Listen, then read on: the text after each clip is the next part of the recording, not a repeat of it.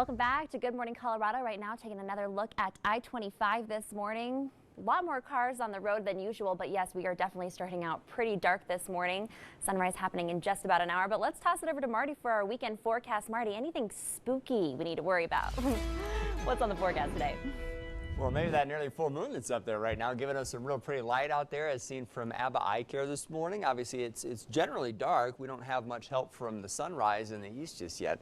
But the moon's doing a nice job of lighting up the terrain in the background, and the sky is generally clear. And we're pretty mild. Check out the temperatures along the Front Range right now, with many areas in the upper 40s to lower 50s. That's not bad as we're getting ready to head into November.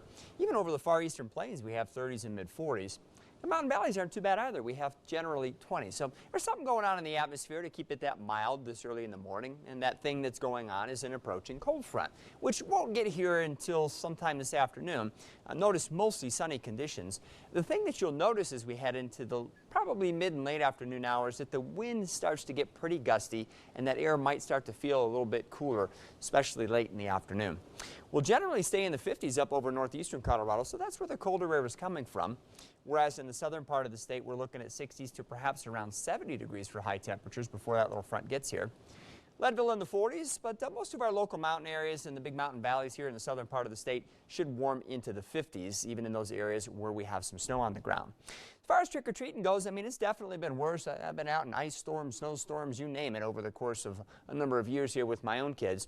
I do think, although the numbers look okay with 40s through about 8 o'clock and maybe 30s thereafter, you have to keep in mind that there is going to be some wind as that front is coming in. So I think brisk is a good word for evening activities outside, regardless of what it is that you're doing. And so just be prepared for that after what feels like a real warm day that maybe not quite so warm here on the old skin as you're out there this evening. A FUTURECAST shows the sky will remain generally clear here through about midnight, and quite frankly shows mostly clear conditions throughout the night. I do think as the shallow layer of colder air settles in, it's possible that by early tomorrow morning we could have some patchy low clouds in parts of eastern Colorado. If they develop, they're not going to be real widespread nor stick around very long, but there might be a few of them out there. It'll also be colder tomorrow morning. We have 50s out there right now. We'll probably have 20s in most cases tomorrow morning. Canyon City might hang on to 30s.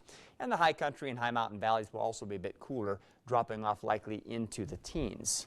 Again, kind of a cool look there with the moon just to the top left of your screen behind our banner is seen from our wire nut camera up on top of Cheyenne Mountain this morning. It's gorgeous. It really is. I said that to myself out loud walking out to my car this morning. We'll have a slightly cooler Sunday, I think for many of you anyway, not for everybody.